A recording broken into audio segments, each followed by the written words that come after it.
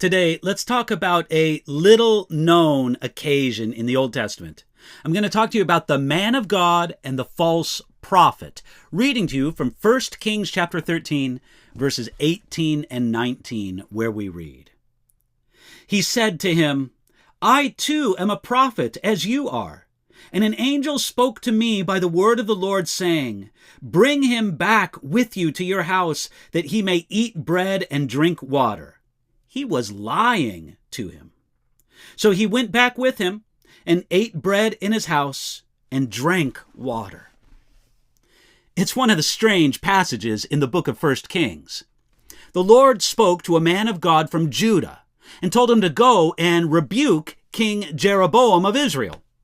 God also told this anonymous prophet to refuse any invitation to hospitality as he delivered his message.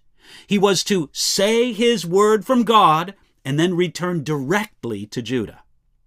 Then came another anonymous prophet, but he was from the northern kingdom of Israel. He spoke to the prophet from Judah, and when he spoke, he was lying to him. The prophet of Israel gave a false word, trying to persuade the man of God from Judah to change his course from doing exactly what God told him to do. Now, perhaps the Israelite prophet saw the tired and weak prophet from Judah sitting under an oak tree, faint with fatigue and a lack of food, and he felt sorry for the famished man of God. Perhaps the lying prophet was motivated by misguided compassion.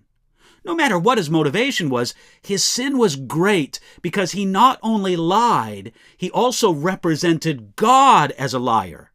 He represented God as contradicting his previous word. But he lied convincingly, claiming that an angel spoke to me. Now, perhaps that was true, and perhaps it was a deceiving angel. Satan and his messengers can appear as angels of light, 2 Corinthians chapter 11 tells us.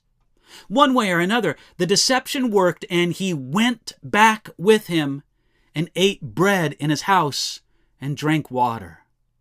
The man of God from Judah listened to the lie from the prophet of Bethel. He did this for several reasons. First, the prophet from Bethel was probably older. He's described as an old prophet in 1 Kings chapter 13, verse 11, and had the respect of the man of God from Judah. Secondly, the prophet from Bethel identified with the man of God from Judah. He said, "I too am a prophet as you are." Third, the prophet from Bethel claimed a spectacular experience. He said, "An angel spoke to me." Fourth, the prophet from Bethel claimed to speak for the Lord. He said, "By the word of the Lord." Fifth, the prophet from Bethel did not seem to be an idolater who should be shunned. He said, "Bring him back with you to your house." And then sixth, the prophet from Bethel offered no reward other than simple food. But no matter how natural and seductive his enticement was, it was the duty of the man of God to resist it. He had a word from God to guide his actions, and he should receive no other word except through dramatic and direct confirmation by God's Spirit. His failure at this point ended his usefulness as a messenger of God.